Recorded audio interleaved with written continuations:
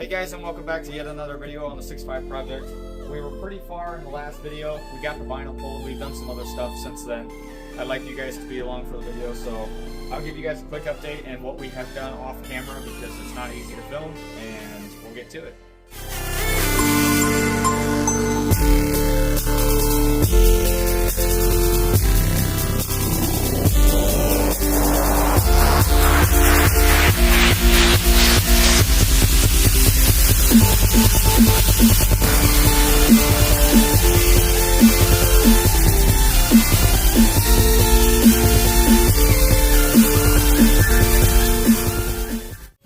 Okay, so we're back on the 6.5 project. Obviously, this is going to be a short little intro. We're going to get back to tearing the doors off today and hopefully get the dash out, but I'm not entirely sure. I got Caleb with me today in the background. He's sitting over there. And basically, the progress we made, as you guys saw in the last video, we have the engine out of the truck. We had it hoisted out with a crane. And we took the valve cover off on the left-hand side, and everything in here looks okay. You can't really see inside of the cylinders. The injectors are coming out in two pieces, so we're gonna have to get a big socket on that and break those free. The glow plugs came out. The manifolds are off of the truck, are off of the engine. They actually all came out without really any problem, as well as the glow plugs. The glow plugs came out with very little battle. The other thing that we have discovered after we pulled the engine, which was not featured in the last video, was the engine mounts themselves are just junk.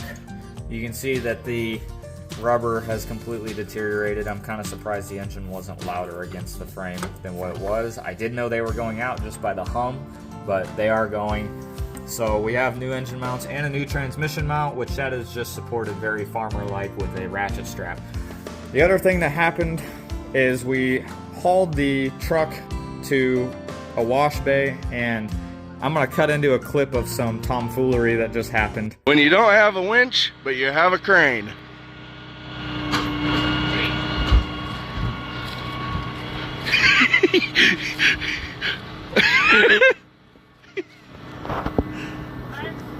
Were you not prepared for that, Hunter? No! Hi, buddy. And basically, we pressure washed the engine bay besides up there because we wanted to protect all the electronics and the brake assembly. Down here you can see all the trash that was down here is now gone, but we do have a lot of rust, so I'm going to try and pull the front clip and have it welded. The other thing, all of the oil and the nastiness that was down here is now gone. That is all silver metal. We have very clean frame, and we also noticed that the frame is not rusted, it's patinaed.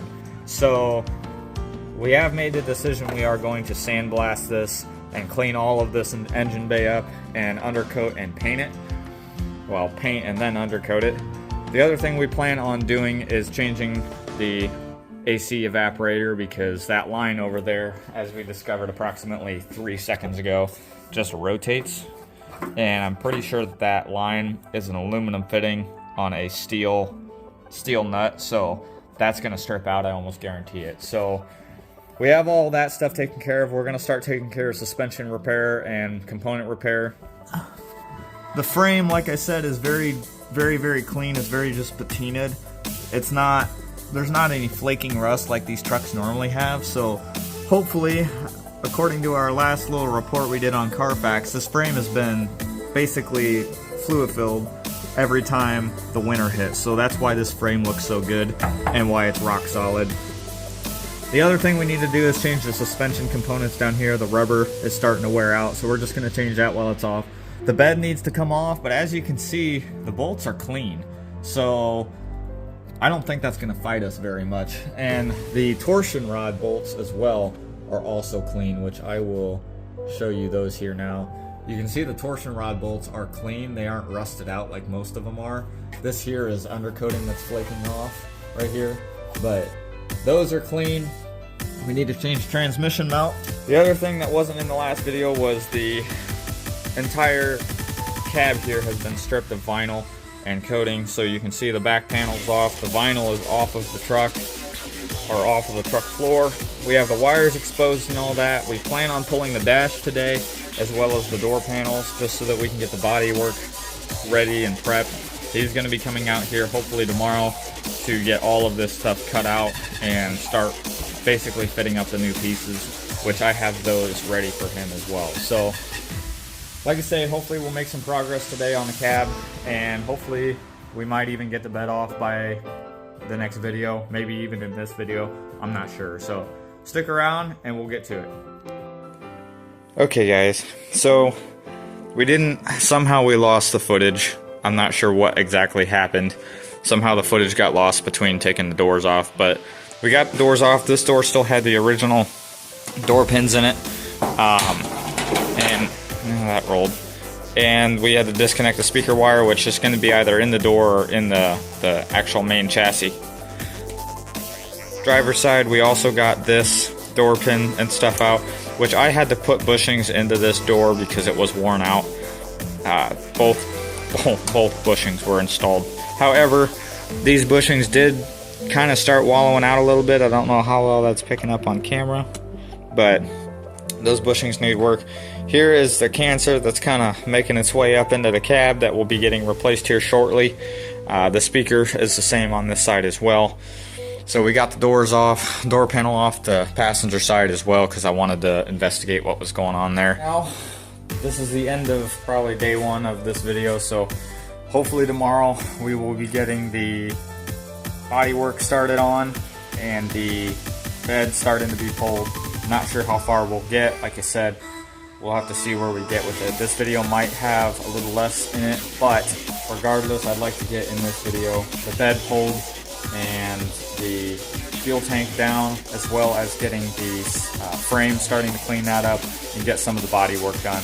Like I said, that'll be in this video. Hopefully it won't take as long. Keep an eye out for every video posted on Monday at 6 a.m. Central Standard Time.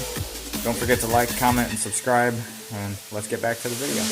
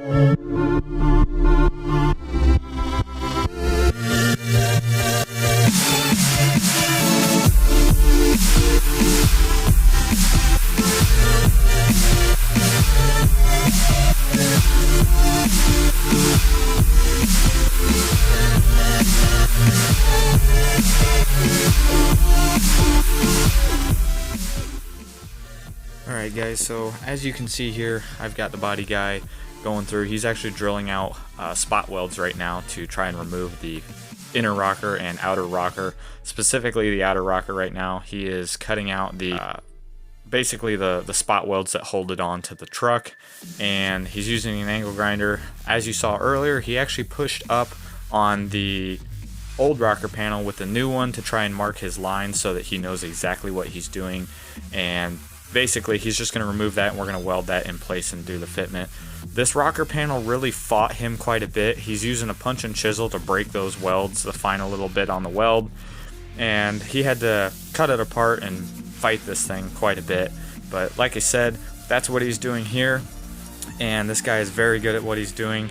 I'm very impressed with him so far. So the box got pulled. He's drilling out those spot welds right now. He has gotten basically most of this side marked up and already ready to cut. That is what he is doing now, and you can see us in the background trying to assist him, but he's basically running on autopilot.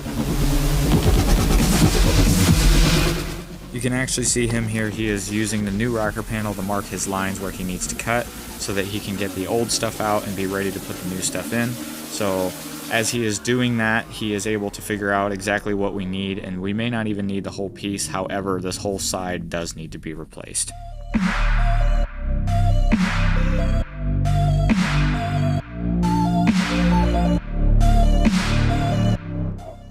The rest. rest of this, because this thing will actually slip up under another panel, so there's spot welds in it. So I just have to do it in spot welds out. And I could probably actually bend it back up and around, and then this one will slip up where it should go, and then... Alright, so here, ladies and gentlemen, we are jacking up the front left corner of the cab. We've already gotten the bolt out. It came out with relative ease. The reason we're jacking the cab is so that the front left will not shift when we unbolt, or rather cut all of the metal out. We don't want things to shift out of control, so we're jacking up the front of the cab. Eventually it will be on jack stands. Now, ladies and gentlemen, you need to remember that safety is very important when working on something like this.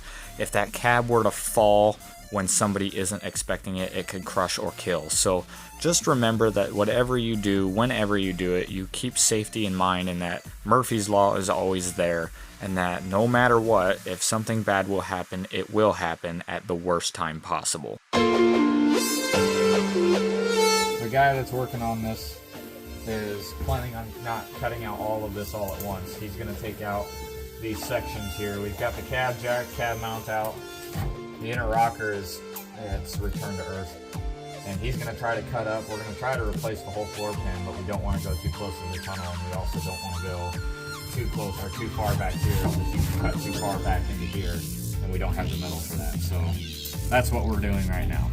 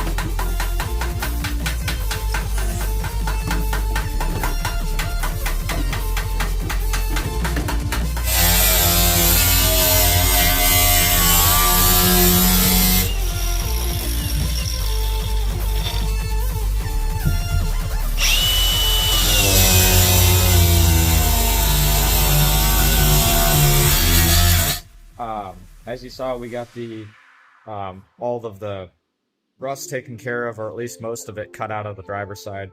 Pleasantly surprised that not all of it needs to be replaced. I went to good old Hobo Freight and picked up one of these McGraw needle scalers, and it's actually doing a pretty decent job. I just need to get a compressor that can handle it. So, other than that, we're doing pretty good, and don't forget to check out the ShoreTech post on the project, and on top of that, stay tuned for some more stuff on this. I know this is a short video, and I'm going to try and post 2 times this week, so don't forget to like, comment, and subscribe. Thanks for watching, and we'll see you in the next one.